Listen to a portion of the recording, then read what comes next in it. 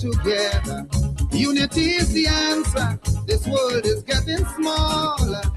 We have to unite if we must survive. Unity is what would keep us alive. Nothing else. Let us protect ourselves. What we need is one Caribbean. We need one Caribbean.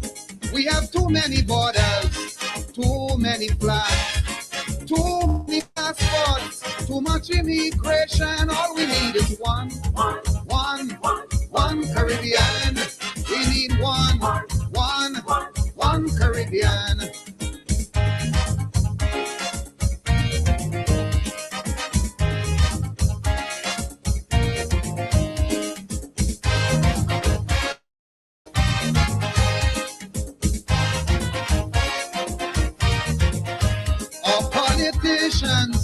Must understand this. We need much more than simple lip service. Let us pool the resources that we got so we become more than just little dots in this world. The mighty control. What we need is one. We need one Caribbean. We need one, only one. We need one Caribbean. We have too many borders. Oh God, too many flags. Too many passports, too much immigration, when all we need is one. We need one Caribbean. We need one, only one Caribbean.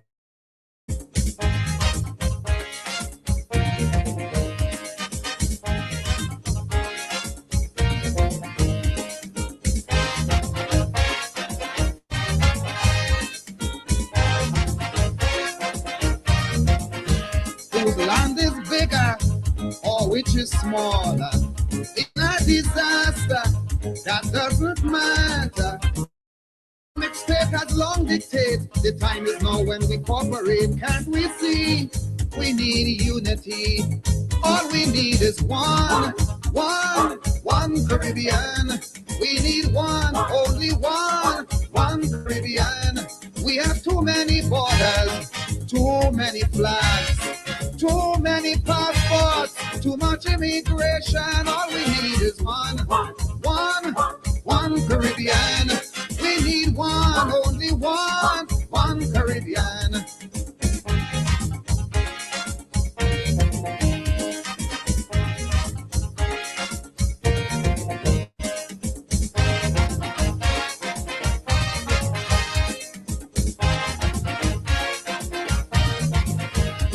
Independence is still on paper. We are still controlled by some foreign master, to whose drum we dance when his music played. This unity is what have us this way. That is wrong when we could be strong.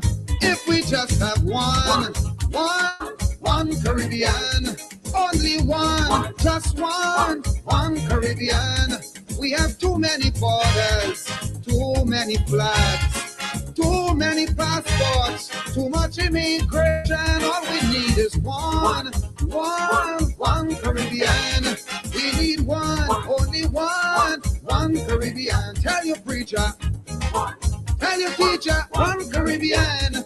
We need one, only one Caribbean. Tell your leader, one Caribbean. Whoa, whoa, whoa.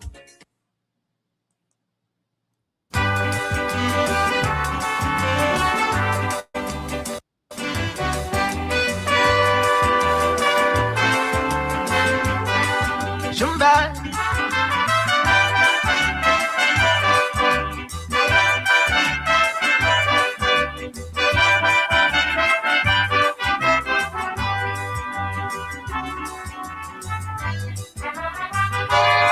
If I like, ask Kamal about the bacchanal down at the convention when Ivan asked Williams, Doc, why Venezuela don't want me to smelt?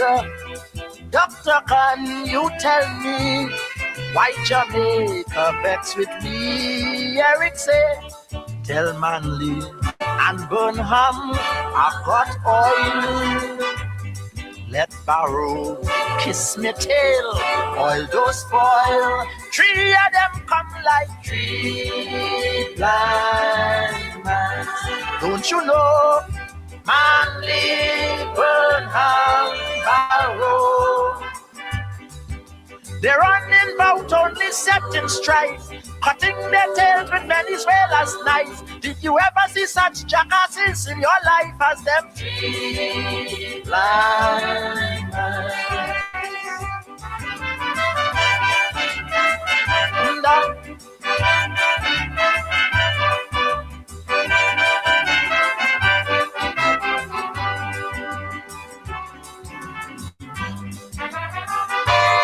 Ivan said, look, doctor, didn't you ask Venezuela for warships to help we in the 70 mutiny? From Barrow we get rum, from Manly aluminum. Burnham feeding we with rice, yet you calling him a blind mice. Eric said, let Burnham keep he rice, I've got oil. They will have to pay my price. Oil don't spoil. 3 of them come like 3 mice. Don't you know? Burnham, Barrow. I treat them like if they were my wife.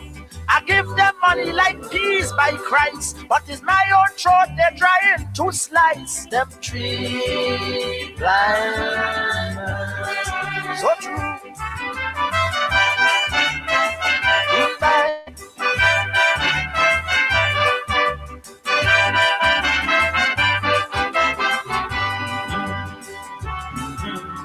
This is very good. Them 3 mice do not know is I have them on the toe. Food for them to be fed. Without me, all of them dead. Is my people have to toil to give them pitch and oil. Yet they back in Venezuela and don't want my land to smelter. Eric say, they value my money as dirt, but I've got oil. 80 cents they say it is worth, but oil don't spoil. They remind me of them 3 blind mice. Don't you know? Manly, Burnham, Barrow. Don't beg me again for what I have.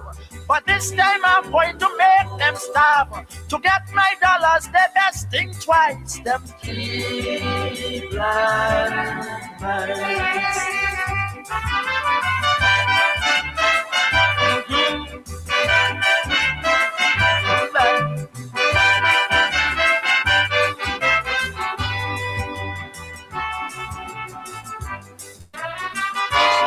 If I lie, ask my leave. Both of us met Manly, traveling from St. Lucia. We met him in Grenada. I told him what the doc say. Manly blurt out right away. Tell Eric he has not died, for he has blind men at his side. Manly said, them 3 deputies that he have is the oil. 3 spineless men of straw have been spoiled. 3 of them come like 3 blind. Manly call, Kamal Chambers error. Anything the doc say is right for them. The 3 of them are really yes men. Did you ever see such rat-tailed men in your life as them 3 blind mice?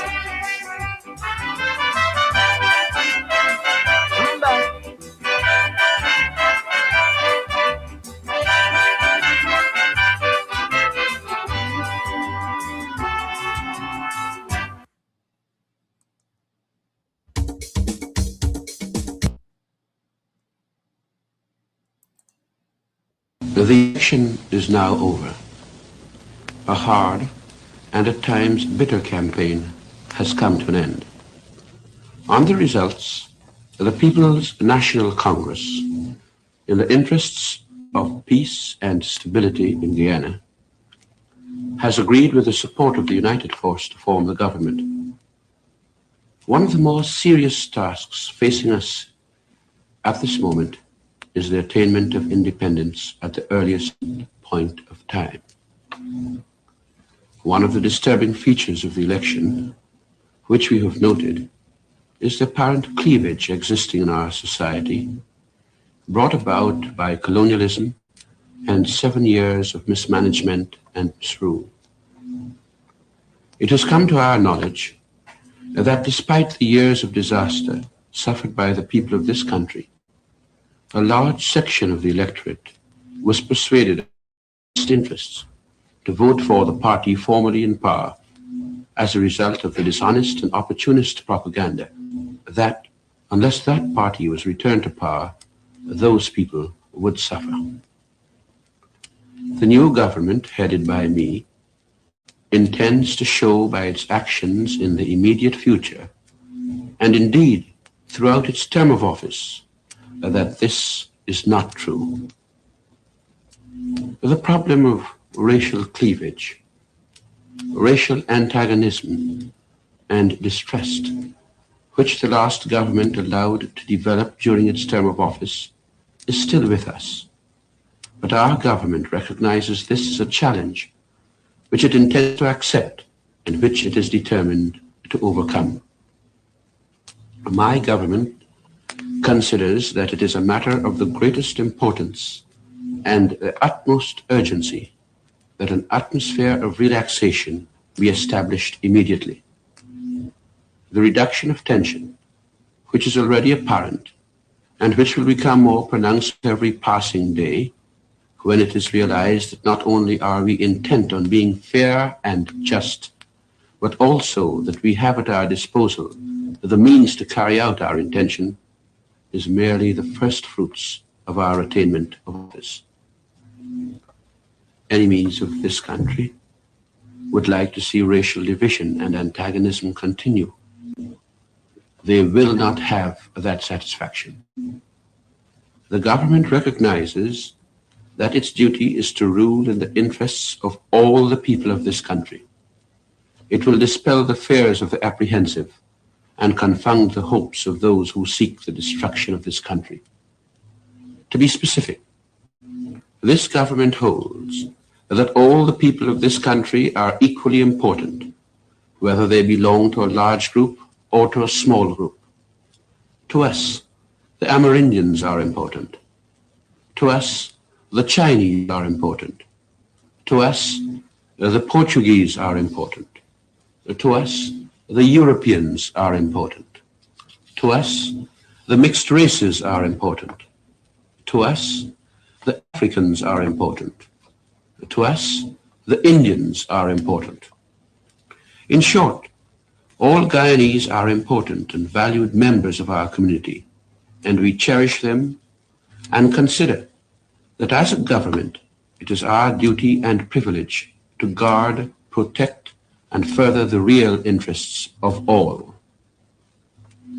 It would appear that the would-be destroyers of this country have sought to convince our Indian citizens that they have cause to fear because of the removal of the former government.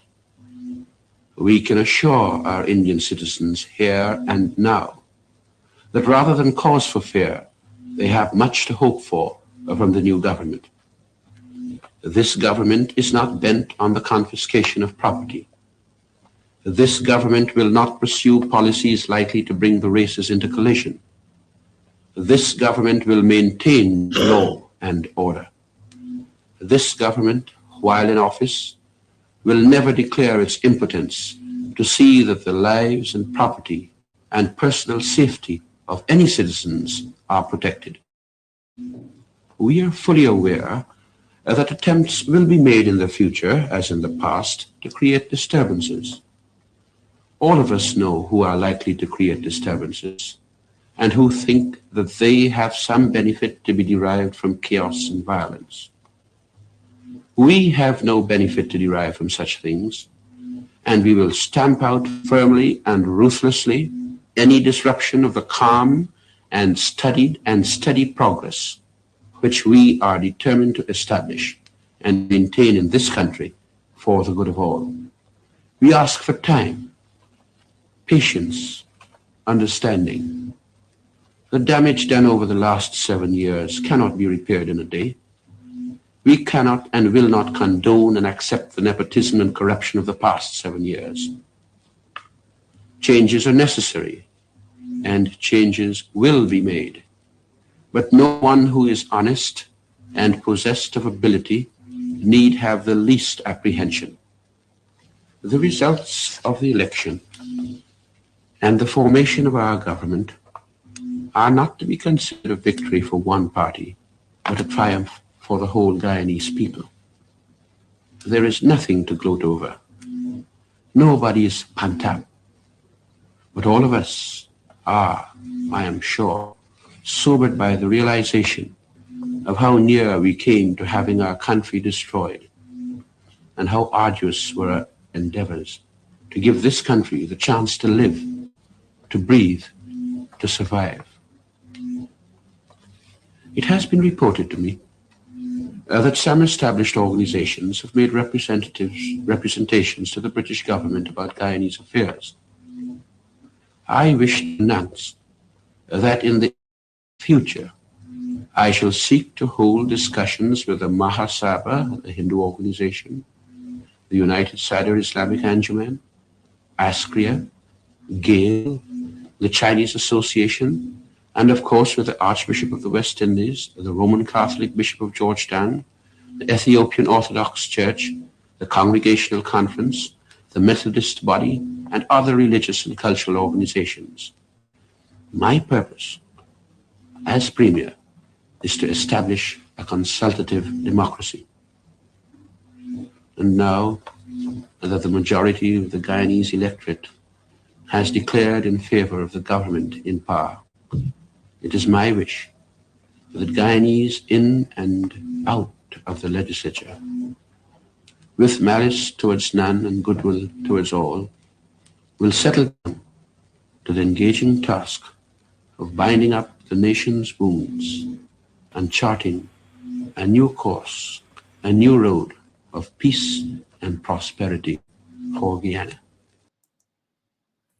The unmistakable voice of Lyndon Forbes Burnham, speaking there in 1964, 62 years ago, as his coalition government of the PNC and the then United Force was preparing to take office. 2 nights ago, I was asked to speak at the book launch for one of my comrades, Moses Bagwan. And I sought to tell the audience, from my perspective, that I view Bagwan's book as a particular perspective in a plural society. That in a plural society, there are going to be plural perspectives and the plural narratives. I made reference to the split in 1955 that ultimately produced the PPP and the PNC as 2 polar perspectives and worldviews on how Ghana was going to proceed. And then there was another split in 1956, when Guyana, Martin Carter, Rory Westmus, and Lionel Jeffrey, Keith Carter, and others left the PPP in what Jagan dubbed the ultra-left split. And my argument is that split, that second split, is important because it opened up a new political space that would eventually give rise to the WPA, and later on parties like the AFC would drink from that well because that space was opened up. I called it the independent space. It may not be an apt description, but the point I was trying to make is that in our plural society, there's no single story. There's no one story. That is why some people instinctively reject the one Guyana nonsense that this government is trying to promote. But I wanted to impress that because I think in societies like ours, we tend to reach for the homogeneous, even if it means silencing the heterogeneous. It's one of the challenges of nation building in a plural society. And it is my own view that over time, after 60, 70, 80 years of decolonization and independence, that dilemma is still with us. I read Clement Rohi's autobiography. I read Bhagwan's autobiography. They're telling the same story of the same time, but you wouldn't believe that these two people are talking about the same thing. And nothing is necessarily wrong with that. Nothing is necessarily wrong with that. And so as I was driving home, I thought, I said, you know what? Let me do a program on Burnham. Let me do a program on Burnham. Because we live in a time, the time of social media, that things are moving quickly. Information is moving very quickly, rapidly. And what we call the past is really yesterday or the day before. What about 40 years ago? That there's a danger in developing a society which is not aware of its own past. And even when it's aware of its past, it wants to superimpose that past as the only narrative of the past of the country. It's dangerous either way. And so I thought, having listened to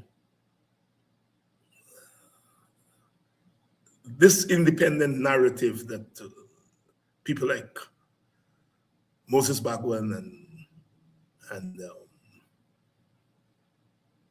Guyana and so on represent, I think it's only fair to hear the perspective from the Burnham side. If the Bhagwans and the Guyana were talking about the independence project as oppositionists, as something that goes beyond state and statecraft. To understand Burnham, we have to situate Burnham, or anybody, but we're talking about Burnham tonight. We have to situate Burnham within the context of statecraft. Neither Bhagwan nor Guyana led the government of the country. They had ideas. They served close to government, but they did not serve in government. And so I think if we want to make sense of our country, we have to come at Burnham within the context of statecraft. And I think often that's lost on Burnham people. It's lost on Jagan people. It's lost on Guyana people.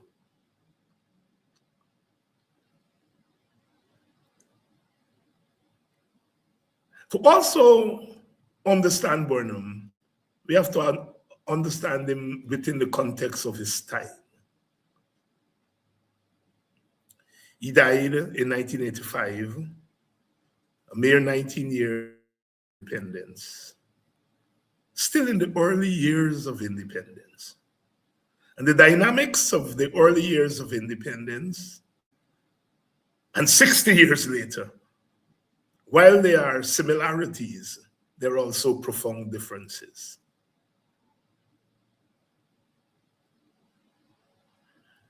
And so I want tonight to, I'm tempted to say begin this conversation, but I don't think it's beginning. To broaden this conversation in an understanding of Guyana. And at the time of independence, I talked about Jagan's exhortation, workers of the world, you have nothing to lose but your chains. Burnham talking about the destiny to mold, and Guyana, this confounded nonsense must stop. And I proffered at the time that to understand and to tease out the complexity of our Guyana and our Caribbean from our perspective as Guyanese, we need to read them separately and together, because they're dealing with the same phenomenon: decolonization, independence, and post-colonization. But they expose different attitudes because they're coming from different places. Jagan is coming from an international communist place.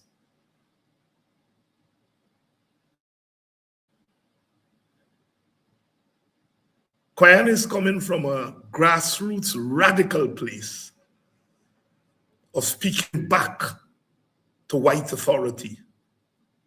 Do not tell me in 1953 how to run my government. And Burnham is talking about the destiny to mold from the perspective of nation building from the state. And I think if we can find the courage to sift through that milieu, only then we are going to get somewhere. I listened to a few clips today as I prepared for the program on Burnham, and I had to decide on one to play. And I decided to play that one from 1964, which is where I, in a sense, want to begin this conversation. It is perhaps what I would call Burnham's thesis on race and ethnicity in Guyana. His thesis. From the little clips that I saw online and so forth, I don't think he ever went in such a profound way in an analysis of race and ethnicity.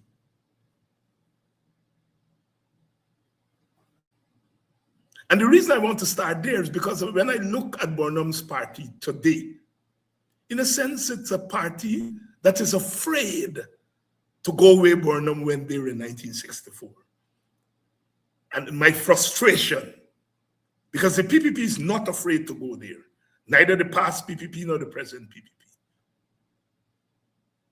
The independent strand, the Guyanas and so on, have never been afraid to go there. But there's something about the present PNC that is afraid to confront the problem of race and ethnicity. Burnham, of course, is a statesman. And he's saying that we are going to beat this thing. But that was not.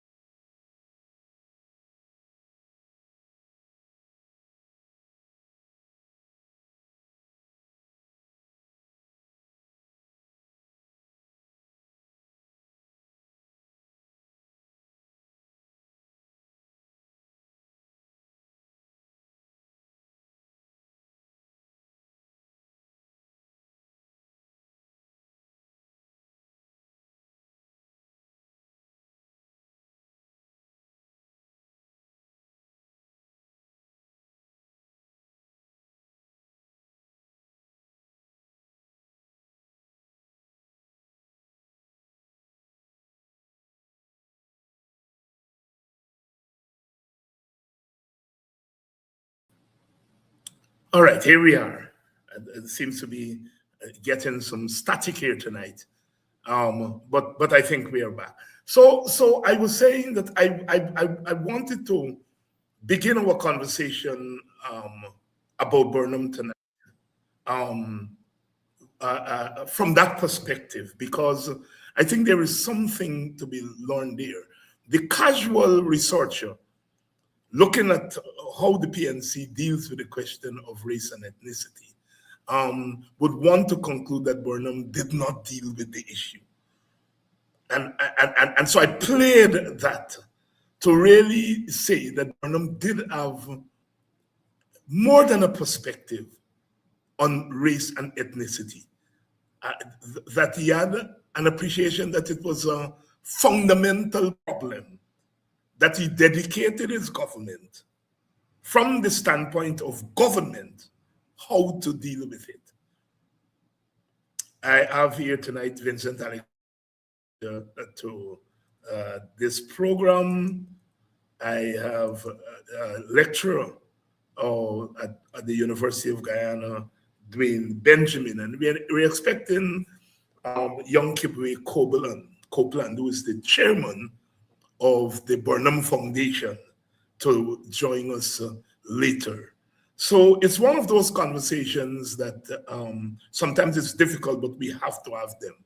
And, you know, I want to, my friend Turkey, who's a PNC member, who remonstrated with me the other night and said, man, you talking too much about the past and history. Nobody want to know about Moses back one and all them kind of things. Me want to know what happened now. So I dedicate tonight's program to my friend Turkey, because I think it's a necessary conversation. And I think sometimes we underestimate Dwayne and Vincent, where our people are in terms of their gazes and what they're looking for. On my Politics 101 program, the clip that has the largest viewership, 500,000, was a program that I did with Dwayne and Vincent. Ipadaji did that program on books, and a clip from How Europe Underdeveloped Africa that I was reviewing has 500,000 views, followed by my discussion of the origins of the word Douglas.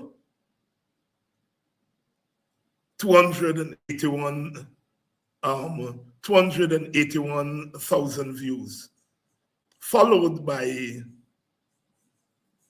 Shama Solomon, one of his letters on Son Chapman, 161,000 views.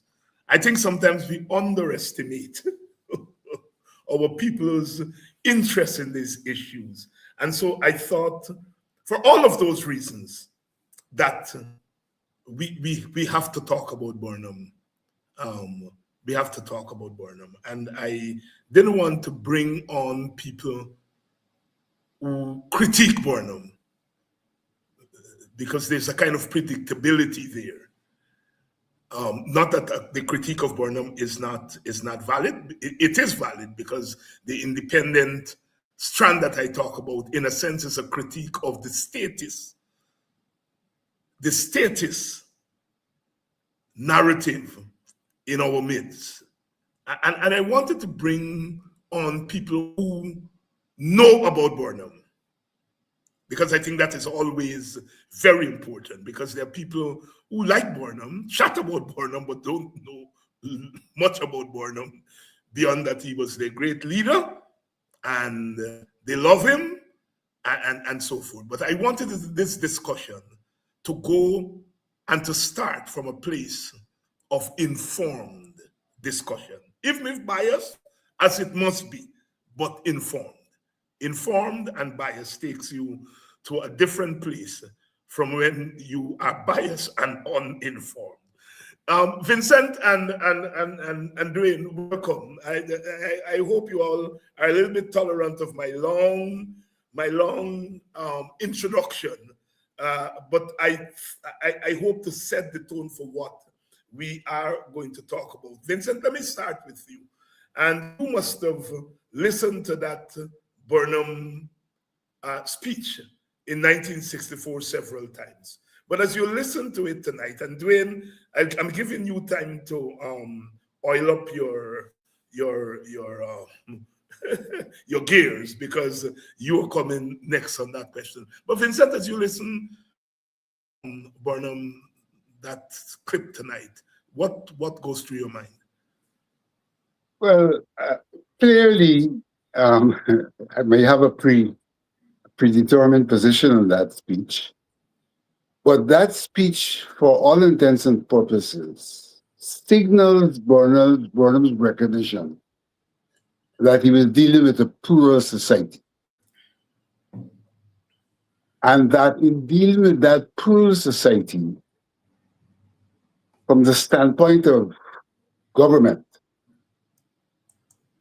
he had to be concerned about the interests of all of the segments of that society, and how he can pull them together in a manner that provided for nation building.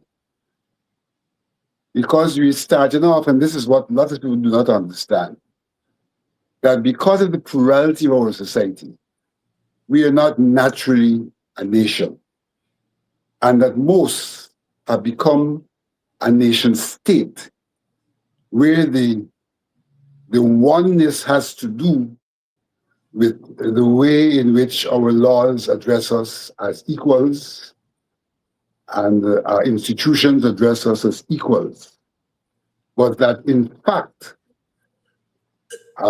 we are not necessarily equals from the standpoint of our individual histories and the histories of our peoples, and how they came, and the circumstances under which they have existed.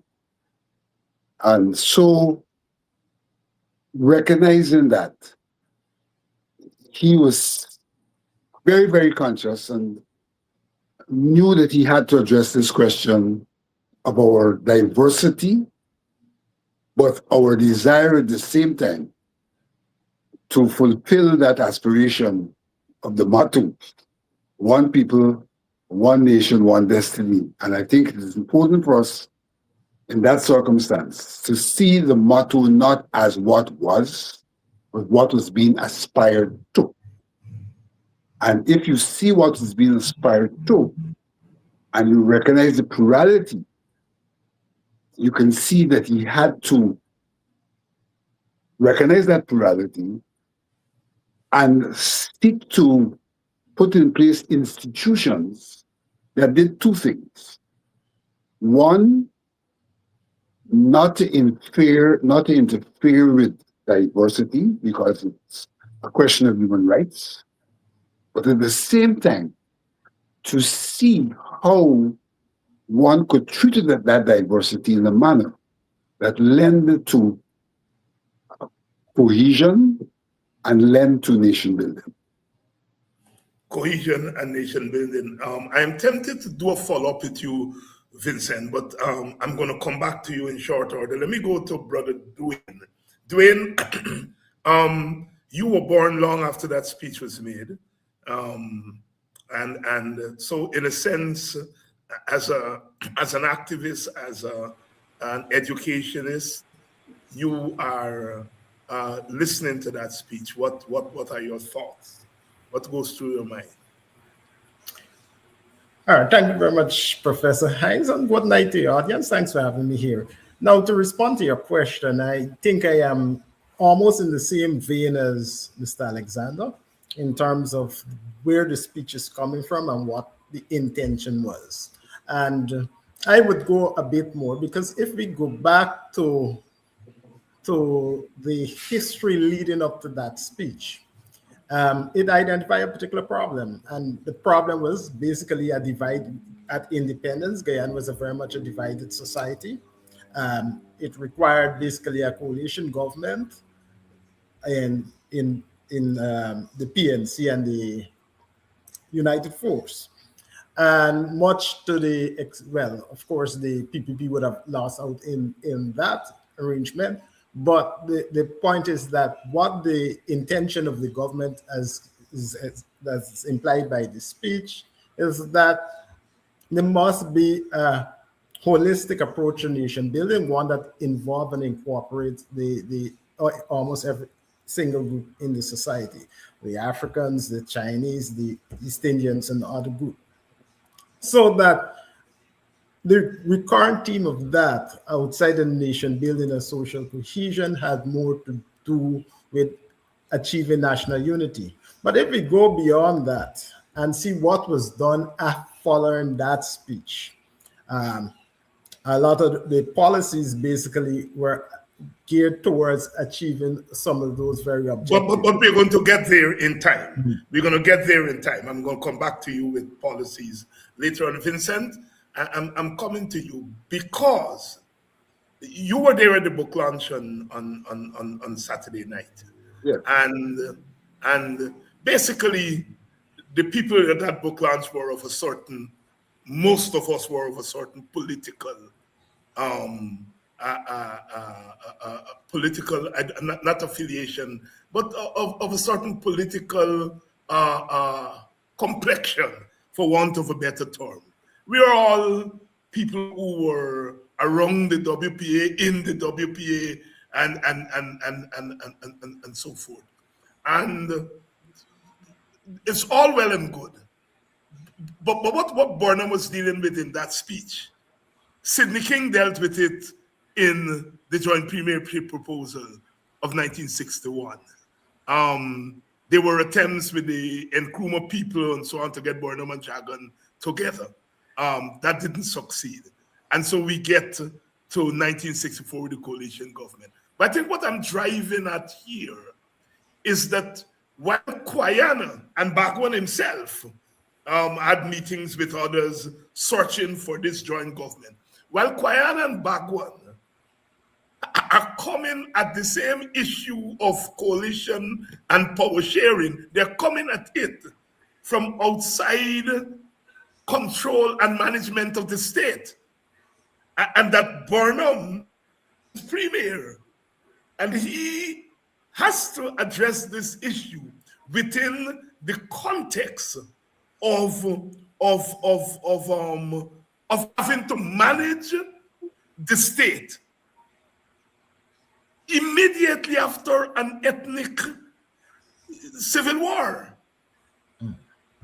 All right, and so I want to take you back there, because I think we all, you, Dwayne, myself, all of us scholars and activists, always search for this way of kind of explaining our reality.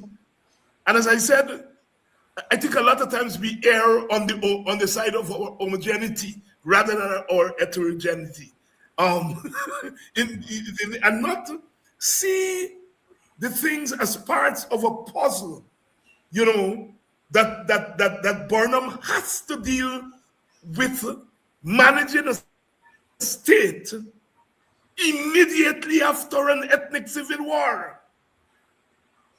The choirs and the Bagwans are engaged in the issue of nation building, but they're engaged in it outside of management of the state. Vincent Alexander, talk to me. Well, I think that one has to recognize that Burnham himself was of a particular ethnic group. I think one has to recognize that. So even as quote unquote a statesman, he was of a particular ethnic group. And not only did he emerge from the period you're referring to, but he emerged from the political movement in terms of being a part of the PPP, coming out of the PPP, and therefore having an appreciation of the ethnic problem that we were faced with, but at the same time being an African guy. And recognizing that as an African Guyanese, he had to be careful not to come over as looking after the solely or separately the interests of African Guyanese. Because if in fact he was going to be nation building, he had to find a way to bring into that movement all Guyanese.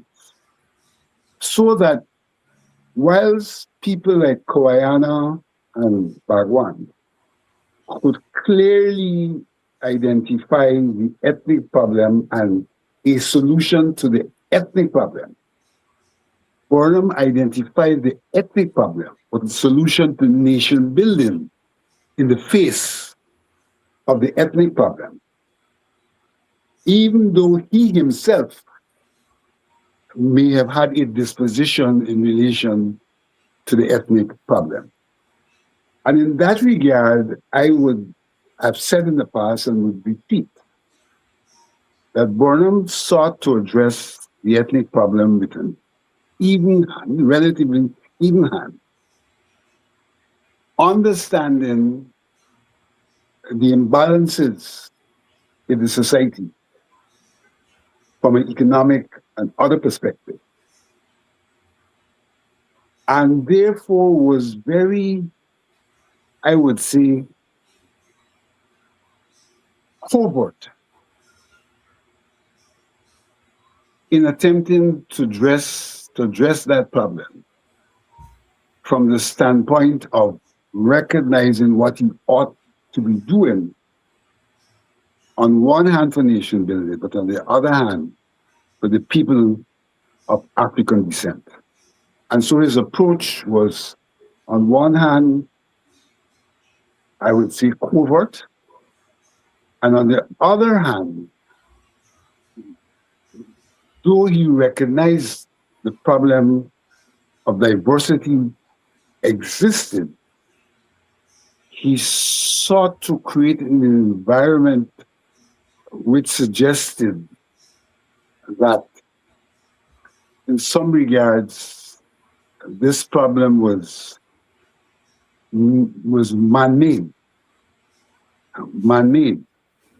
and therefore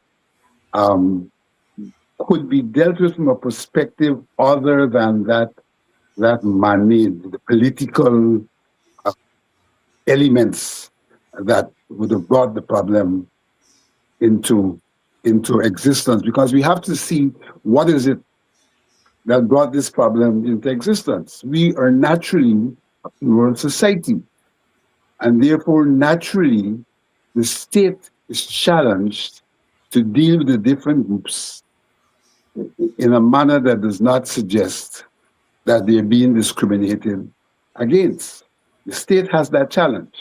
But at the same time, if we are going to build a nation, the state has to address the diversity.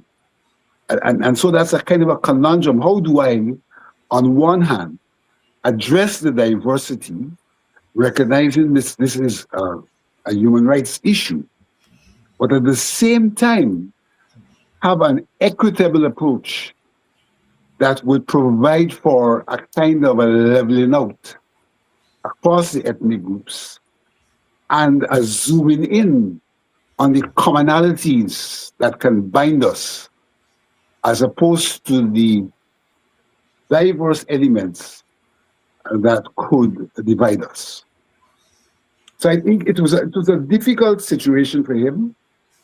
One cannot exclude his own being, the history of the PPP, the history of the struggle for independence and all of that, the way in which the groups seem to, though naturally we have a plural society, the way in which the plurality was emphasized by the political struggle, the breakup of the party in the first instance, though the breakup itself was not because of the plurality at the level of ethnicity.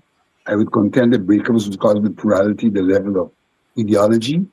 But even as that breakup occurred at the leadership level, based on ideology, simultaneously it took on ethnic connotations, because the very coming together of Burnham and Guyana, when they came together, was a recognition of the need for some kind of togetherness of diverse people if we were to progress. And so we know, we start off recognizing this is a problem that has to be solved. We end up with a problem that divides us, but as that problem divides us, it turns back to a ground level where the people themselves are manifestly plural, while the leadership attempted not to be plural in the first instance. And now you have a situation where part of the plurality is in government, but seeking to progress in a manner that would overcome the negative elements of that plurality and embrace the positive elements for nation building. And that is where I want Dwayne Benjamin to take us. Dwayne, Burnham he sets out in his own words to use the government and the state to tackle this problem that is rooted in our colonial past and in what he saw as a deliberately attitude on the part of the PPP laterally. But he's attempting to do so within the context of a winner-take-all system. Yes, he is leading a coalition government, but as Vincent said, it's only part of the plurality in that coalition. Basically, it's a government that represents African people. When I say represent, I'm talking about the people who voted for the coalition partners. Amerindian people and sections of the Portuguese and East Indian urban thing, but generally Africans and Amerindians in a mass way are presented that coalition. So that coalition is limited. So in a sense, Burnham is setting himself this task of bringing together this plurality that Vincent is talking about within the context of a winner-take-all system that in many regards, unless you're putting together this grand coalition, you're always going to be up against it. Talk a little bit about that dilemma, Dwayne. Yes, you're actually right in the sense that forming a government in a winner-take-all system would have been difficult from the very set go.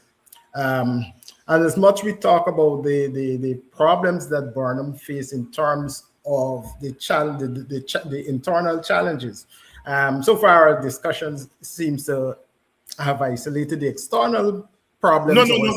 We are going to get to the external. Right. We want to make sure because part of the premise of this program is that sometimes we don't deal with the difficult part of it, and the heterogeneous nature of our society is very difficult because it's a barrier to nation building. It's a problem that we never seem to be able to solve. And then when we go to the external and we go to ideology, and in a sense we are sidestepping this fundamental issue. So so that Burnham attempted to tackle the problem firstly by finding a common ideological basis for the organization society, one of which he defined as cooperative socialism. And if we go back to the idea of cooperative socialism, it's coming out of the idea of cooperatives and the spirits of togetherness that manifests itself throughout our history, coming back from the village movements, the working class movements, etc., and build upon that veteran principle that give us a national ethos or way of organizing our society. But it went beyond that. He pushed the idea of self-sufficiency as a way of bringing people together. The idea of the small man is about creating institutions that create opportunities for all Guyanese, regardless of ethnic group. And I think that much of the debate about the success or not so success of those is based on coming from the ethnic background or coming from whatever political background. But the point is that there's hardly any evidence to show that the government deliberately or in any systematic way did anything that would prevent Guyanese or people from different groups from participating in the process of nation building. Of course, there were challenges in that, and one of the things we have to recognize, as much as we speak about Burnham and much as that we advocate for Burnham's, some of the good things about Burnham is that we were dealing with someone who's a human being, and he wasn't perfect, and in that there were some elements of extremes in government. Now we have to understand that dealing or building a nation through the state in a society that is divided along ethnic lines is a very challenging thing. And while we would expect the state to be somewhat multicultural in its approach, in most cases, if we look at the examples outside of Guyana, the state eventually became part of that ethnic problem. And Burnham himself became part of that problem by virtue of simply being an Afro-Guyanese. Not necessarily. And I think that's a fundamental issue that you've raised there. And I want to bring Vincent in on that, because you look at Burnham, you look at Nkrumah, you look at Nyerere, you look at all of them were dealing with these plural societies. In the case of the African leaders, they're really dealing with a cultural plurality, what we call tribalism. Yes. You look at a place like India, where the problem manifests itself at the level of religion. And so, as you said, Burnham reaches for a non-racial positioning of the government. And so he reaches for Marxism. He reaches for socialism, as Nkrumah did, as Nyerere did, as all of them did. They reach for that. But and then you talk about extremes. And Vincent, I want you to help us out here. Because people like myself accuse the Burnham government and actively oppose, critique the Burnham government on the level of silencing of dissent and authoritarian governance.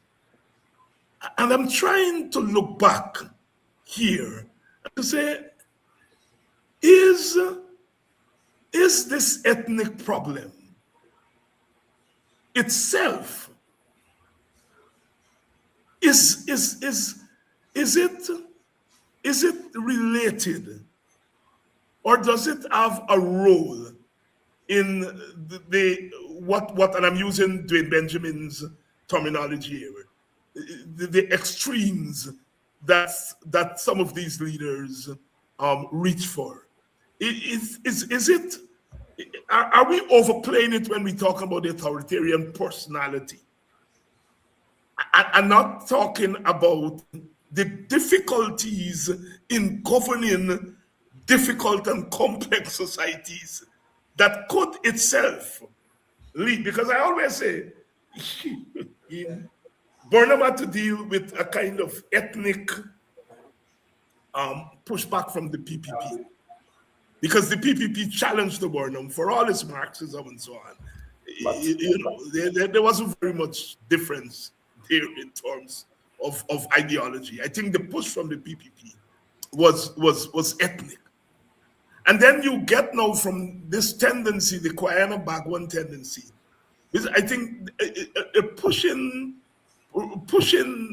Burnham and the Caribbean state from a radical ideological position,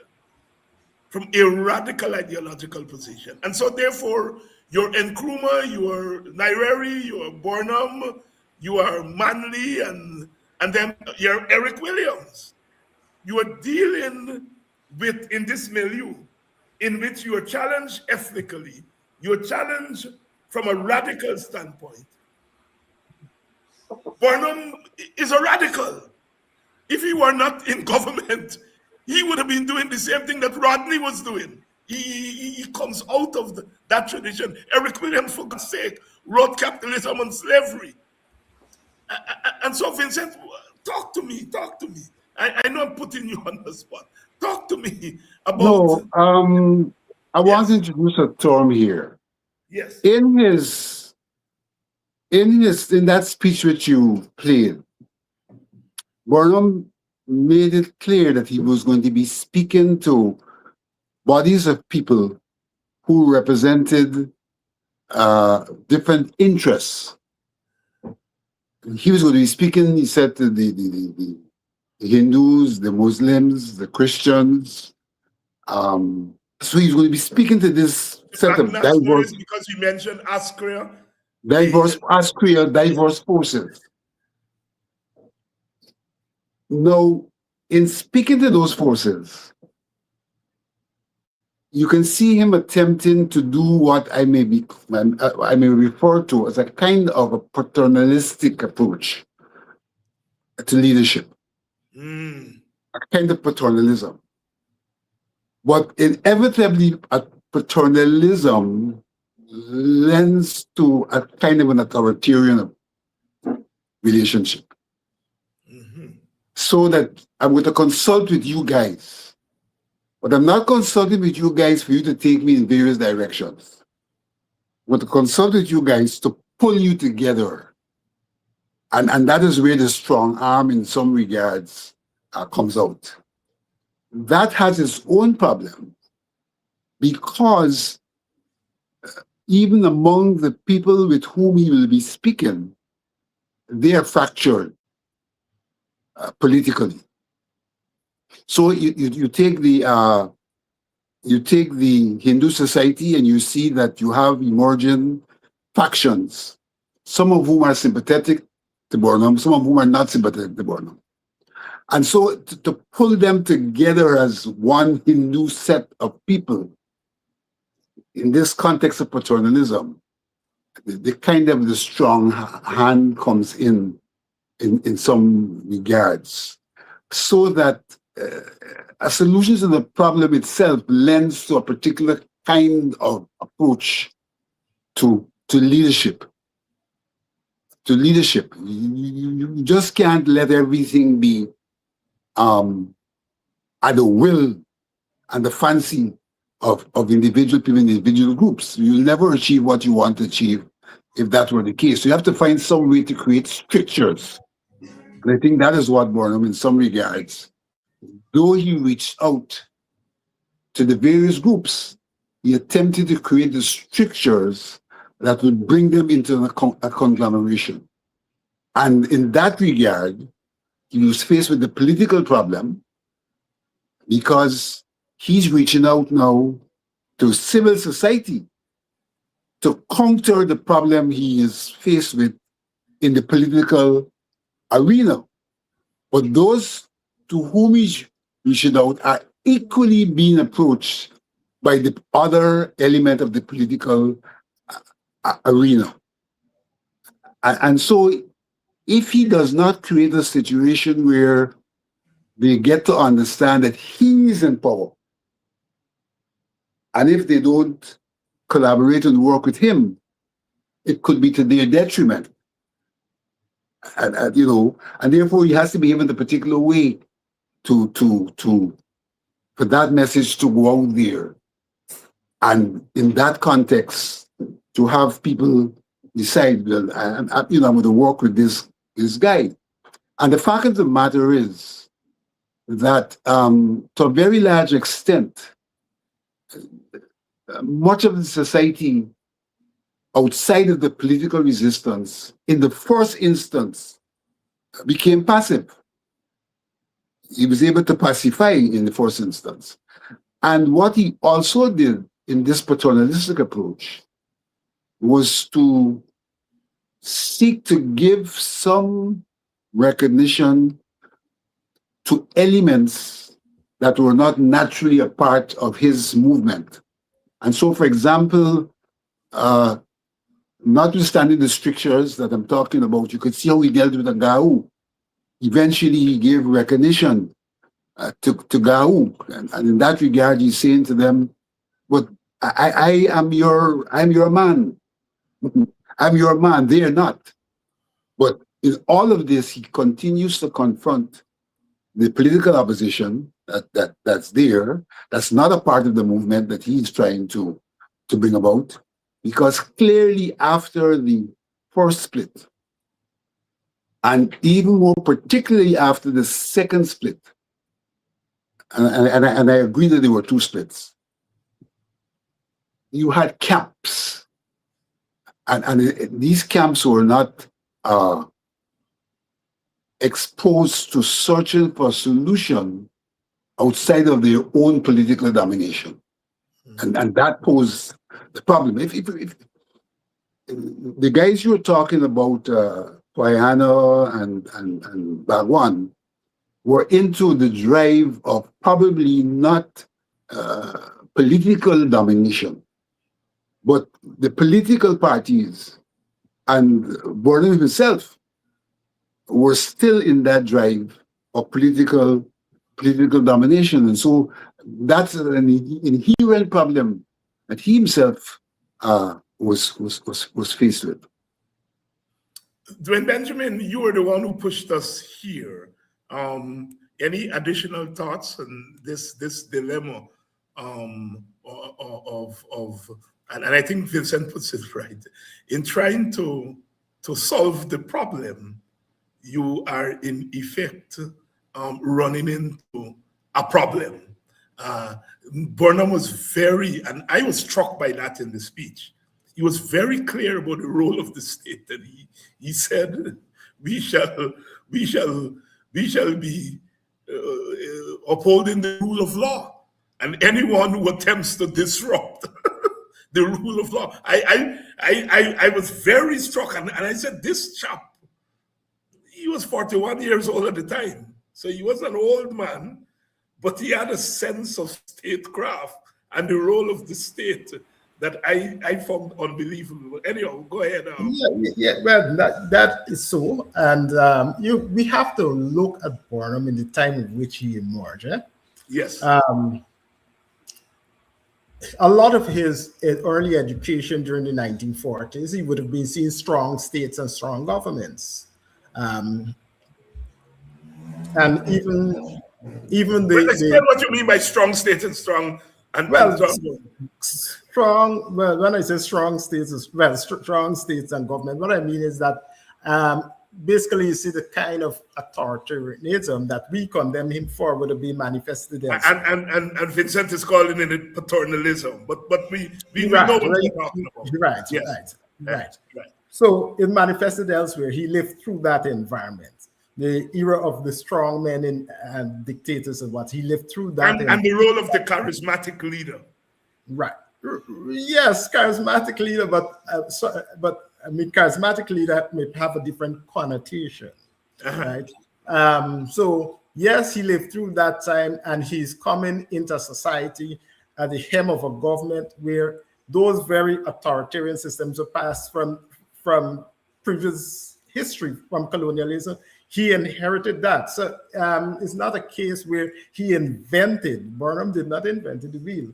But I think what we have to also see Burnham as a nationalist leader, right? And I think there's a difference between him and, let's say, for example, Dr. Jagan. Dr. Burnham was a nationalist, and that explain what you mean by nationalist, because that could mean many basically things. I'm talking about somebody who puts who basically in all that his thinking and all that he's doing is basically trying to put Guyana first. And you're saying that Jagan didn't do that? You're saying that Jagan didn't put Guyana first? Ideologically, no. I don't think he was interested in I don't even think he was interested in, he didn't demonstrate much to the extent that he was interested in unifying Guyana. One of the things Burnham was doing also is redistributing wealth for Guyanese. And again, if you look where he was coming from, an environment where essentially the upper echelons of the society were the people who were associated, the upper echelons of the bauxite industry, the sugar industry, and much of those large corporations were foreign expatriates who controlled, as one estimate put it, 5% of the population, but controlled a significant portion of the wealth. And of course, that would have been coming back through the colonial period with the planter class and the domination of the working class and so on. So it's something that he inherited and something he attempted to find a solution for. And one of the solutions was redistributing wealth. How did he attempt to do that? Create opportunities, create what he called an egalitarian society or equal opportunity society for us. But Brother Dwayne, the Indian masses are not seeing that as egalitarian. And that is why I want you to be very careful when you say that he was a nationalist and Jagan was a nationalist. But Jagan's nationalism was grounded in his Indian nationalism. You know, Burnham's, I would argue, nationalism comes out, and I think that's what you're saying. So I'm not telling you you're wrong, that Burnham's gaze was much more Caribbean, much more in that sense. Jagan's was internationalist, but international communist. Burnham is much more regionalist, and that's why the second split on the question of the federation is fundamental. in understanding the nationalisms of both. So I just want to ensure that you're not saying that Jagan was not nationalist, but Jagan's nationalism came from a different place than Burnham's. Jagan wasn't a Hindu. Burnham was a Christian, and as you were saying, he studied in England, and he understood liberal democracy, and he was very conscious as a dark-skinned African, and as an architect of Caribbean regionalism. I think because of the length of time Africans spend there, in a sense they become Creole and Vincent would appreciate that. They become Creole, they became more West Indian or quicker as West Indian than the Indian did. And so Burnham obviously steeped in that. So I just don't want people to accuse you tomorrow of saying that Jagan wasn't a nationalist, because I don't think that's what you're saying. You're saying that Burnham's nationalism came from a particular place. Go ahead. Right. So that's what I'm saying, basically. Yeah. David, allow me to jump in here. Yes. And to get back to a major question that you have raised, the question of statism. In Burnham's pursuit of nation building, so to speak, the instrument at his disposal was the state. You have a plural society where people have different values, different morals, they're diverse. What the state does is the state is a mechanism for legitimately putting people under one rule. That's what the state in some regards is. Because the legal system, though it may seek to facilitate diversity, it's a legal system that speaks to each and every citizen, from some equal basis. And so that Burnham had to use the state as well, and largely use the state to assert his authority, to assert that he was in charge. Because if we are talking about a state, we're talking about a legal system which people have to adhere to. Now, we know if you talk in Marxist terms, and so you can look at the legal system from the standpoint of class and discrimination and all of that. But that notwithstanding, it is something that seeks to create a oneness, even if it is not something people voluntarily subscribe to. It seeks to create a oneness, and a oneness which has some legitimacy, because that's the way in which these liberal societies and societies at large are operationalized.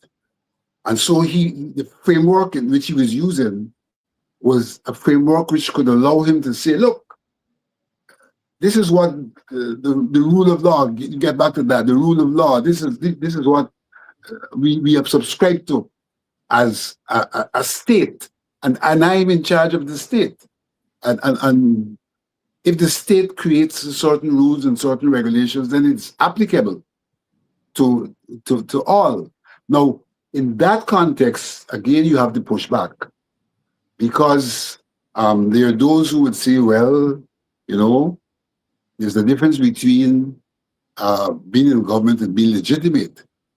And legitimacy challenges the state sometimes by saying, yes, you have done that, we subjected it, but it's not right. And the question of different morals and different values step in. But obviously, what he was doing was in the framework of the state. And I go back to my question of paternalism, contending that, I'm reaching out to all of you guys. When I pass a law, sometimes this law is based on speaking to you and representing your interests. So I pass a law that allows for diverse groups to have holidays. My state is a good state. My state is a good state. I bring about free education. My state is a good state. What is it you have? What problem can you have with my state? But the fact of the matter is, the state is a mechanism, in some regards, for imposition. For imposition. Dwayne, let me come back to you, because Burnham is, by 1974, he says, I'm a Marxist-Leninist. Jagan is a communist. The WPA is saying we are independent socialists, independent Marxists. So there seem not to be any difference in terms of using the state to empower poor people. They agree on it. They agree on nationalism, which meant that if Jagan were in power, he would nationalize, he would do what Burnham did. If Guyana and Rodney and them were in power, they would do the same thing. They probably would have taken it to another pick because they were quote-unquote radicals. But there seemed to be not any disagreement on the use of the state, on the policies of Burnham, because at one time Jagan gave critical support. So I think at that level, the problem is not at that level. I'm going back to Burnham's inaugural speech in '64, where I think he put his finger on the problem. Yes. Let me jump in here with you. Yes. I don't agree with you that the problem is not this, that level does not have a problem. All right, go ahead. Because whilst across the leadership, there was a similar disposition, on the ground, the disposition is not similar. Right. So that how does the Indo-Guyanese see state control of economic affairs? Yes. Right? And so even as there is this agreement, ideologically, you could still see the way in which the PPP responds to not nationalization, but the management of nationalization, the management of Denver, for example. Yes. They bring in the ethnic element. Yes. So that they're able to maintain their connectivity with the people. From an ethnic perspective, although there is this pretext that they don't have a problem from an economic perspective. So the diversity, we always have to recognize that this diversity we're talking about is a natural diversity that is evident on the ground. There is no, that the diversity on the ground is used. It's used, but it is natural, right? Whether the politician want it or not, it is there. It adheres in our different evolutions, so that Burnham has to manage a problem where, even though there is commonality about how we fashion the economy and all of that, he has to find a contradiction in how it is actually being managed. That allows him to continue his ethnic control in the context of the natural wronglaying of the people. And one sees after the second split, for example, the way in which Jagan starts to speak about the progressive bourgeoisie, which allowed for him to reach out to the Indian community. And so ethnicity is always featuring in every element of what's happening, although it is not necessarily articulated. Yes. So Dwayne Benjamin, I thanks Vincent for bringing me back to earth. So Dwayne Benjamin, I think that's what you are saying, that there's a way in which ethnicity influences Jagan's nationalism and his socialism.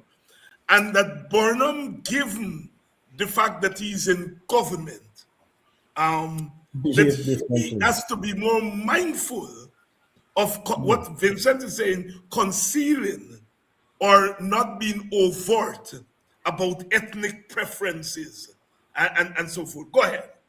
Right. So you put it over much better than I was going to say it.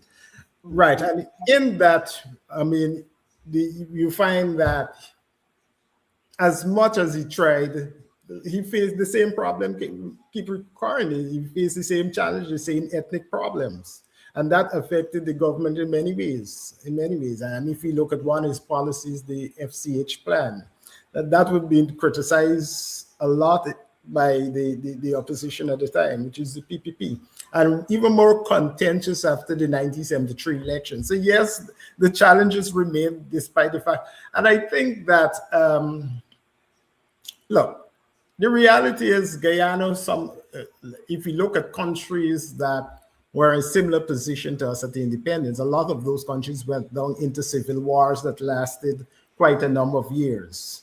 Guyana was spared that. And I think that we must give credit to not only to Burnham and his pragmatism, but also to some extent, we must give credit to Dr. Jigan for that also. Yeah. Dwayne Benjamin here tonight, we're talking about Burnham, and it's a different kind of conversation about Burnham. You know, I always, as I would tell you all on this program, I really don't want to hear how much Bridge Burnham the bill and how much road in the bill, because these vagabonds that we have in power building more bridges and roads and so on than Burnham ever did. And so I want to take the conversation beyond. And I asked the question I'm going to ask these two gentlemen here tonight. Burnham did build roads and he did build bridges, some of which are lasting symbols in our society, whether it's the Linden-Soestdijk Highway, whether it is the Harbor Bridge that they've just confiscated. These are infrastructure that he built. What I am interested in is not the infrastructure, but the thinking, the thought process, the outcomes. What is driving Burnham's infrastructure? Because I think you all Burnhamites have to distinguish between Burnham's infrastructure and the infrastructure now, because clearly the PPP is linking their quote-unquote development on infrastructure. So when Burnhamites say, well, Burnham build bridge, Burnham build, you risk falling into that thing. And so what I want you all to do here for me is to put in context for this audience, what is the social thinking behind Burnham infrastructural program? Is emphasis on education, because that was very, very, very key. You and I, Vincent, you, Dwayne Benjamin, myself, we're all products of Burnham's education thrust.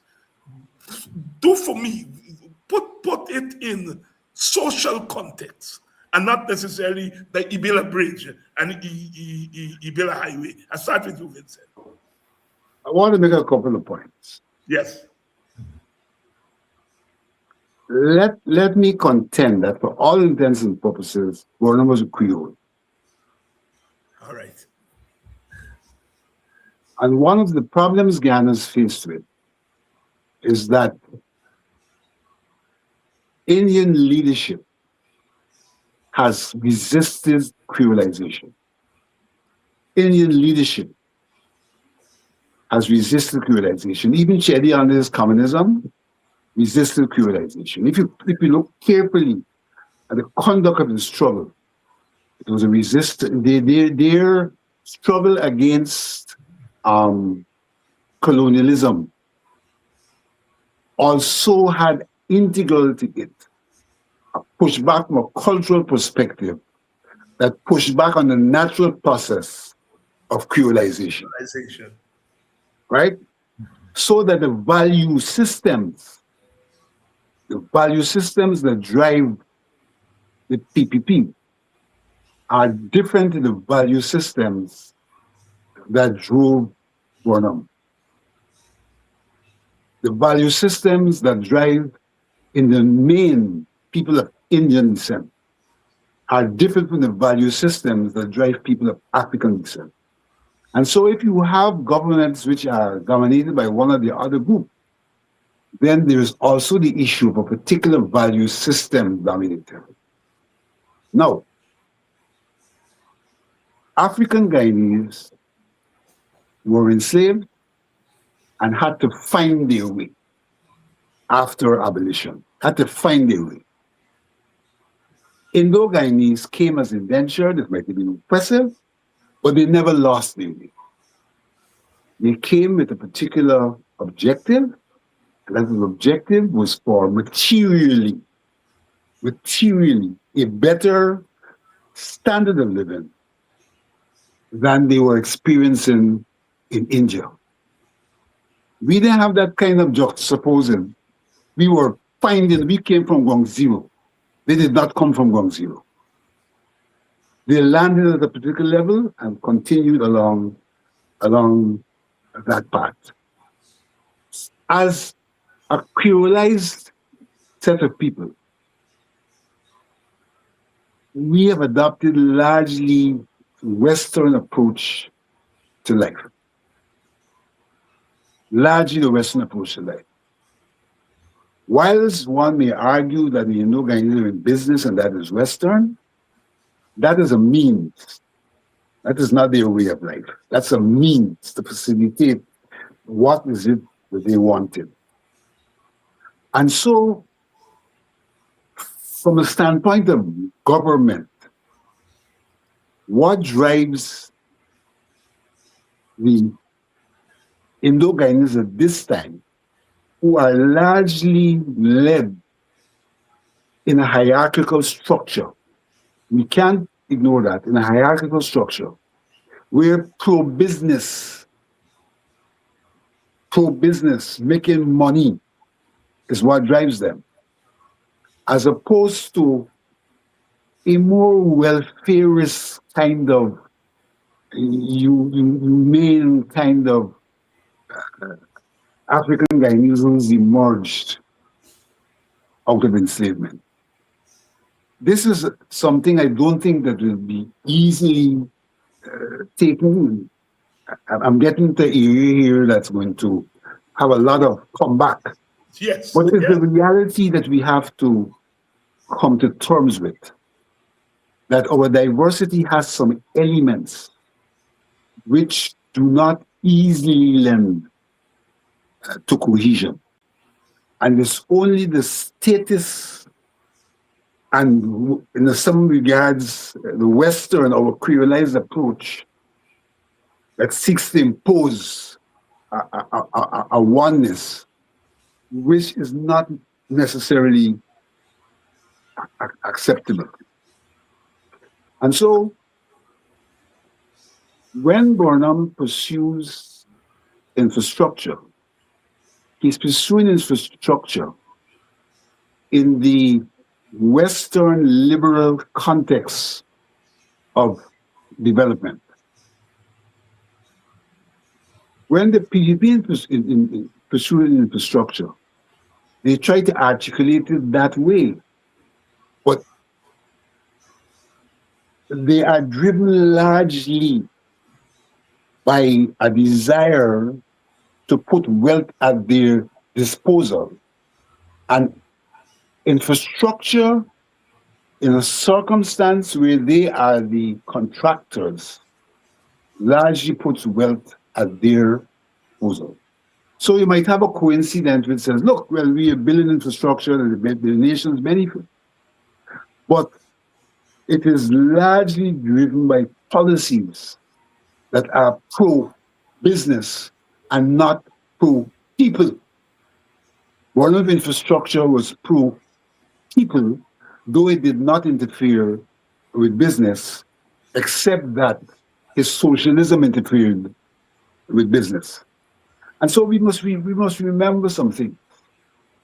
If we go back into the archives, we will see the PPP criticized Burnham's government for spending too much money on infrastructure. That's a part of our history. If you go and check the budget speeches and all of that, they criticize Burnham for spending too much infrastructure. But look what they are now doing in terms of infrastructure.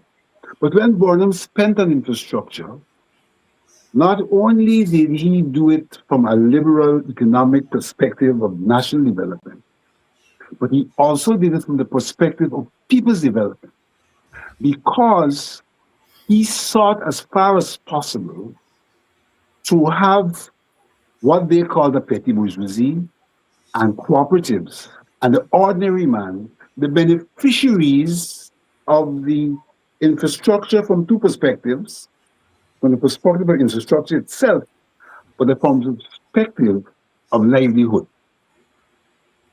Presently, the ordinary man not benefiting from infrastructure from the perspective of livelihood.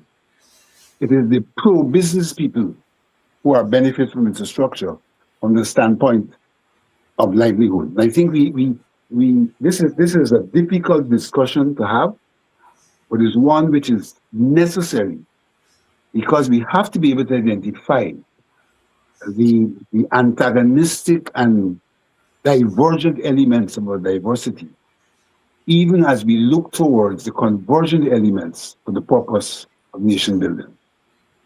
Dwayne Benjamin. Yes, I've listened to Mr. Alexander, and I kind of want to disagree with the whole idea of this liberal Western style development, and to say that Burnham's infrastructure expenditure was along that line. Because if we take a look at some of the major infrastructure projects, the MMA Abari schemes, even the highway, the Linden Suicide Highway, the Demwara Harbor Bridge, is connecting people. This is connecting people and giving access, giving the cooperative movements access for the produce and goods to be able to move. And I think that's where a lot of his focus was. And I think that it is part very much the socialist approach to development, the socialist central plan development approach, as well as investing in the human resource development. And I think if we look at, while he was condemned to spend a lot of it on the infrastructure is very small compared to the expenditures on health and education. And once we expand on health and education, of course, we're talking about investing in people. So much of what we talk about people-centered development, Burnham started that very early after independence. And a lot of the infrastructures include building schools, hospitals, communities, etc. And this is not just about roads and bridges, but we're talking about the housing programs and government-aided housing programs. All of these were basically aimed at empowering people. Because I think one of the things that was recognized very early is that for Guyana to develop, a lot of the development wasn't with the infrastructure, but need investment with the people. And I think Mr. Alexander would know very well that one of the first things Burnham did when he went into power in 1964 was did a manpower audit, where he recognized where out of that audit, it was recognized that certain skills were lacking in the country. Identify the skills gaps, basically. So that a lot of that influenced his thinking beyond just building roads and bridges. And I think that is what captured the essence of his infrastructure projects, production for need, and not necessarily the liberal capitalist approach to. But I don't think you all are saying, because there is a liberal democracy that is capitalist, and I don't think that's a liberal democracy that Vincent is talking about, because there's a liberal democracy was very influenced by socialism.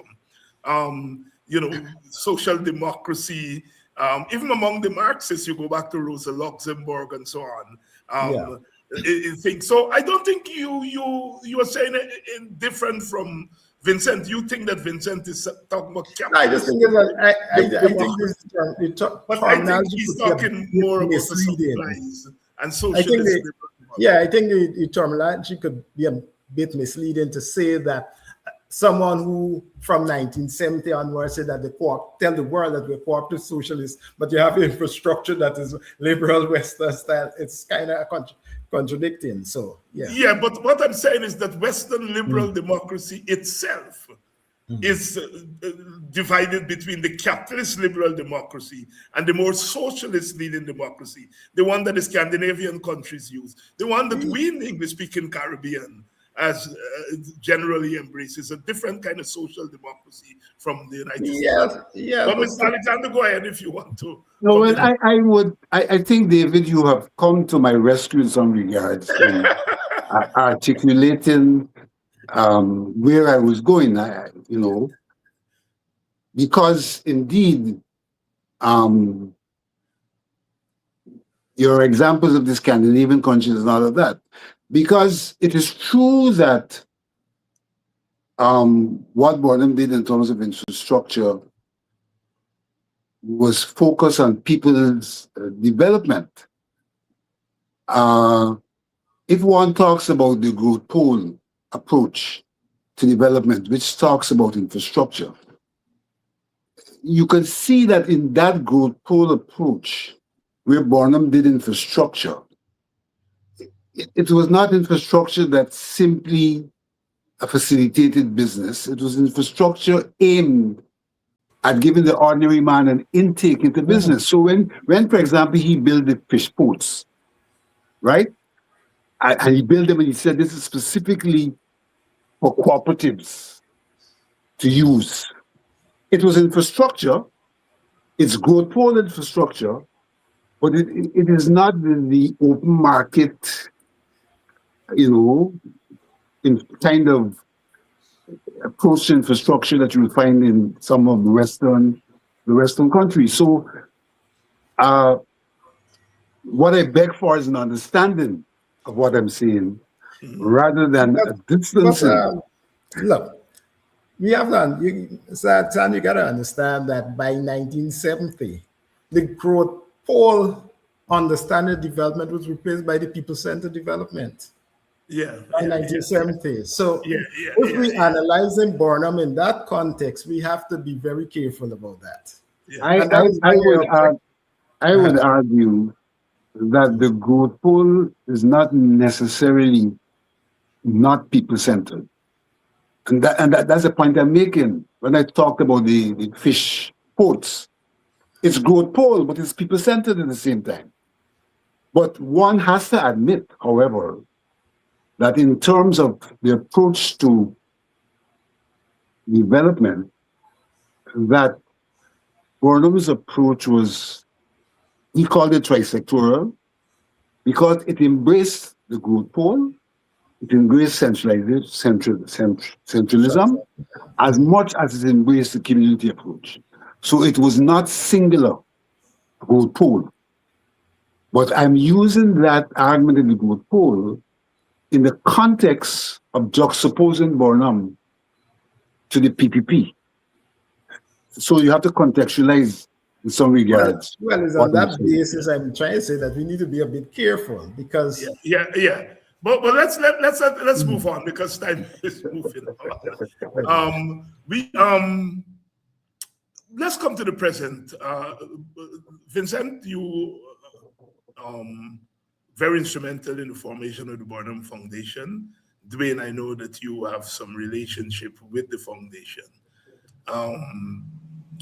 And 41 years after Burnham's death, as you all move around the country and engage people, in particular the ethnic support base of Burnham's party, African Guyanese, is Burnham recognizable as a name, as a phenomenon in the communities? I would put it this way. Yeah. That there's a resurgence of the recognition of Burnham. Where there's a deficiency, it's among the younger generation, because the communication infrastructure is used in such a manner as to demonize him and or to omit him from the narrative. but there is a resurgence among people who might have fallen off the radar in relation to Burnham. And that resurgence has a lot to do with two things. It has a lot to do with the fact that people can see that things that Burnham originated are being brought back into the fold under new brands. And people can recognize that. Additionally, the nationalism, the dignity of the Guyanese person, people are recognizing that the Burnham period lent more to that, so that they, in their own awakening of where they're at, are saying, you know what?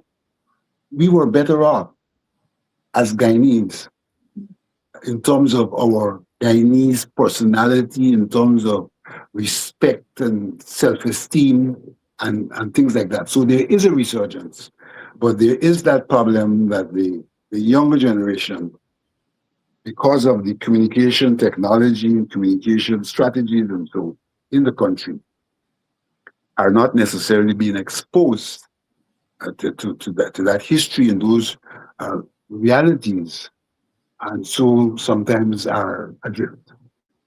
The same question for you, Dwayne, but I want you to factor in the role of the political party, in this case, the People's National Congress, in keeping Burnham's legacy alive, in witnessing for Burnham. Implicit in my question is whether the political party is an effective instrument in keeping alive the legacy of their leaders, or whether in fact that is the kind of task that lies outside of the political party.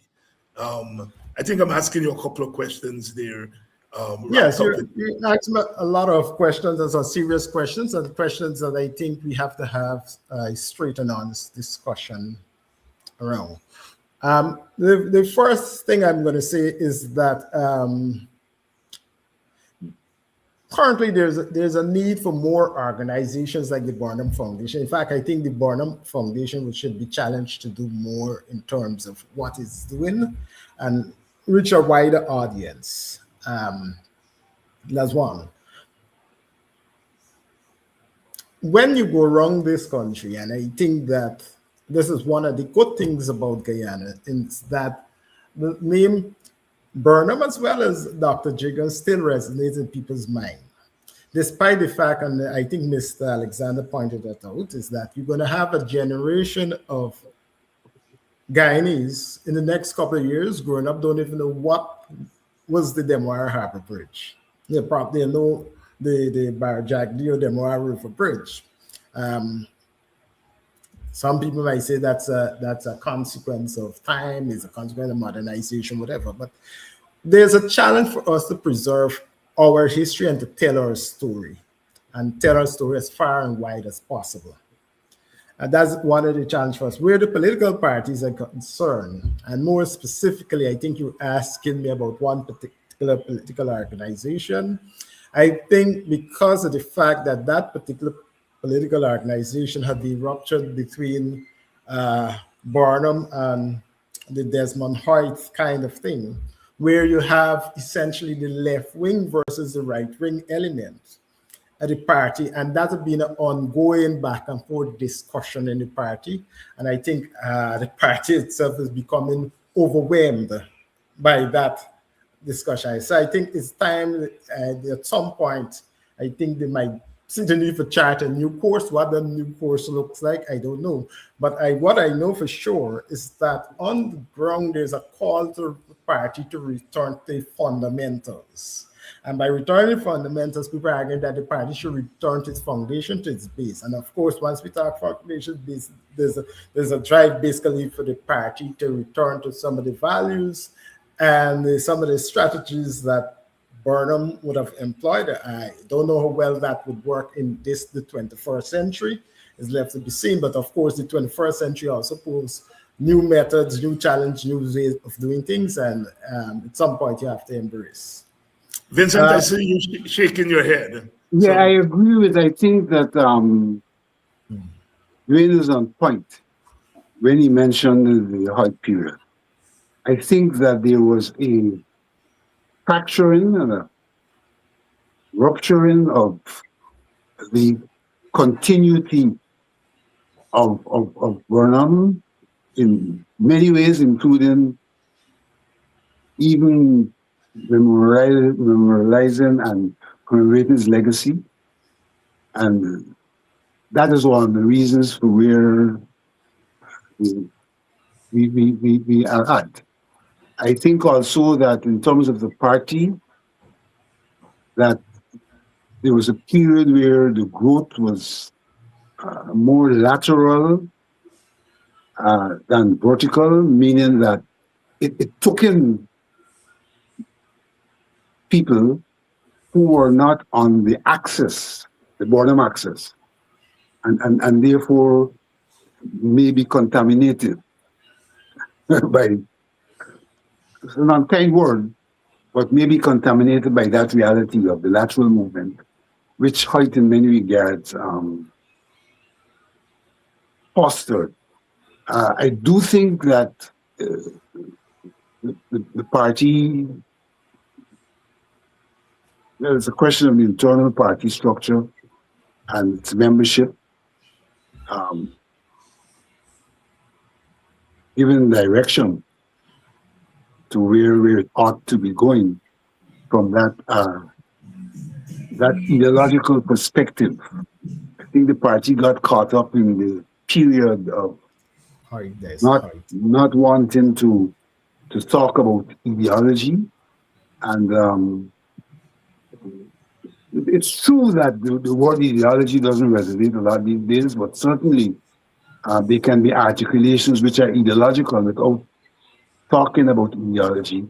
I think in some regards, the Norton regime has sought, by virtue of talking about people-centered development, to take that party back into that direction. But whether he has the structures to re-implant that on the ground may still be the question.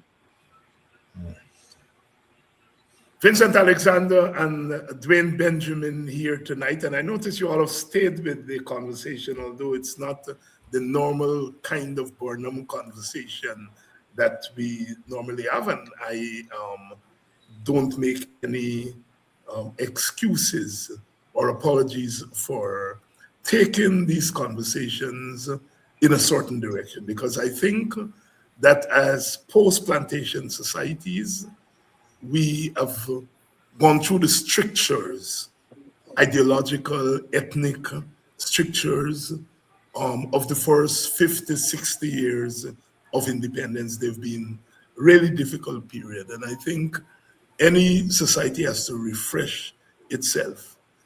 I think all of us, whether we are PPP, PNC, WPA, whatever, we have to come to grips with what our nations have presented us with.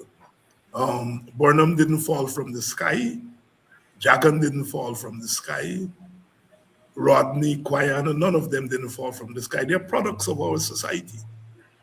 And I think that if we bring new gazes to our society, we will find ways, better ways, of explaining ourselves and not being afraid of ourselves. The point that Vincent made just now, that they almost fear of talking about ideology within the PNC. They almost fear about talking about race within the PNC in a public way. And it's not confined. I can tell you, in my own WPA family, there probably is much more, we are much more at ease talking about class and ideology, but not of race, which may surprise a lot of people. And so I'm saying, as a national project, we have to speak about the wholeness of the society. and hope that that filters down down to people. I mean, I taught in America for more than 3 decades at the university level. And when those people talk about their founding fathers, you won't even believe they had ideological differences, deep ideological differences, those white men who founded that nation. But I've always marveled at how America has been able to present them as founding fathers, as if they were no difference, of fundamental differences. I mean, the Bill of Rights came as a result of deep differences. In fact, it came down to 10 articles in that Bill of Rights, but there were 80-something of them. So sharp were the differences. And so I think that is a point that we have to get to in Guyana, where we should be comfortable really discussing our past. They've been painful past, and they had to be, because we came out of slavery and didn't have time to breathe, developed villages, and started to have to deal with colonialism in a different way. Indentureship came. We became independent after the Second World War, jump into the Cold War. We are coming into being in the context of a world that wasn't made for us. And so in many ways, there's some discussions, I think, as a society we never had. You know, the British chopper, king head and all kind of thing on their way, you know, figuring out the economic system and the political system and so on. We have not had time to really sit down. And so I am deliberate about these conversations. I'm not going to be charged, well, David, why you didn't ask them about whether Burnham was a dictator? I am not interested in that discussion at this point. I've been very I don't think that helps Black people, and I don't think it helps race relations in the country. It's there, and I will talk about that among fellow travelers.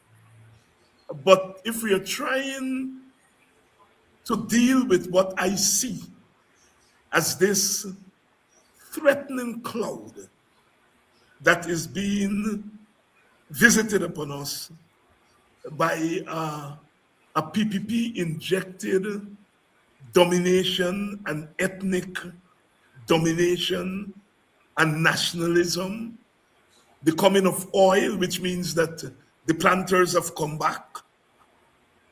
And if we're going to grapple, if we're not going to wake up tomorrow, where 750,000 Indians and Africans realize that the country don't belong to them no more. And that's a serious threat. And, you know, as an African Guyanese, I have to be more concerned about it, because Indian Guyanese may be able to engage that world to a certain level. I don't think Amerindians and Africans are going to be able to. And so therefore there's a certain kind of conversation. I will have to do as the Calypsonian Black Stallion said, wait, Dorothy, wait. I'm not saying that that conversation is not necessary, but I think that conversation is more injurious to African Guyanese at this time. And so therefore I am interested in another conversation. And it's that kind of conversation that I think we have attempted to have here tonight. Some people may have wanted more Burnham red meat. Some people may have, like I said, may have wanted more anti-Burnham red meat. I'm not interested in that at this juncture. Wait, Dorothy, wait. Closing thoughts. Dwayne and then Vincent.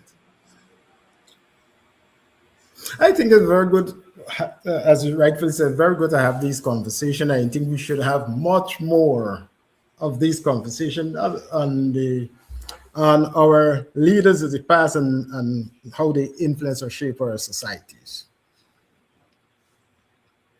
Short and crisp. I have found that there has been a timidity in our attempt sometimes to have this kind of conversation. And I'm referring to the Burnham Foundation itself. There's been some timidity. There are those who, that's not what they're into, period. They don't, when you get into that kind of conversation, they see it even as being anti-Burnham. But I do indeed believe that there's a need for that kind of conversation from the Burnham perspective.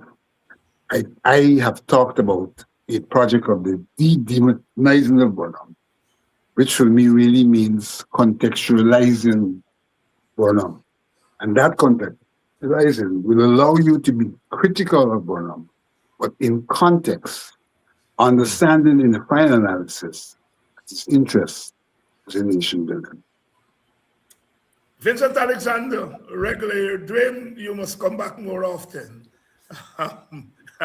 Nice having you guys, and like I said, for me, it's the kind of discussion that I'm interested in. Thank you all very much for coming on.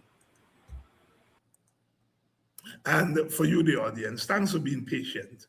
As my friend Turkey said, man, at times you got to talk more about what happening today. And look, I'm a political person. There's no doubt about that.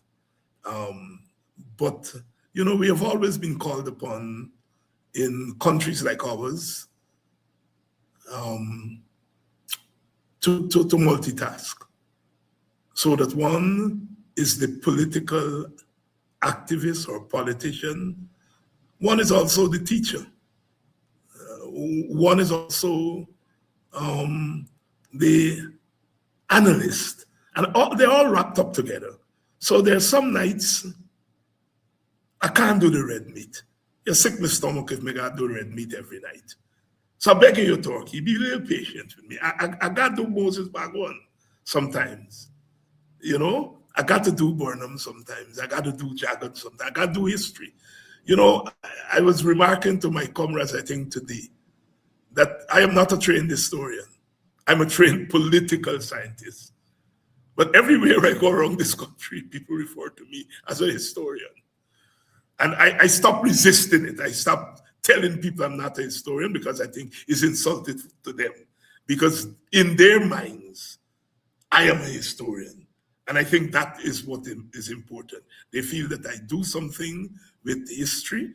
I bring history, although I'm not a trained historian, I bring history, and I see that as part of my duty. And in the end, for me, all of that is politics. All of that is politics.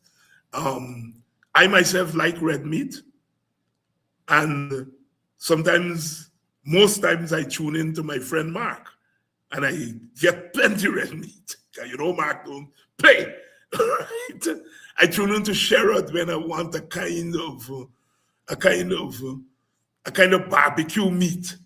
You know, I tune into Kedaki when you get the meat, where you give the meat cook up in rice and what we call cook up rice. And if we all do the same thing all the time, I don't think we're making some progress, right? And so I ask for patience. We have to have these conversations that we're having here tonight. And I think people of our generation, Vincent generation and my generation, we owe it to you all, especially on this Burnham thing. I think people like Vincent and myself, coming as we did from two different political perspectives. I think we are two different political, but who are able to work together in a common interest 40 years later, 50 years later. There is something about our example that has to seep down into the community. And that is why we have to have these conversations. I love you all, always, because without that love, we are doing nothing until tomorrow night.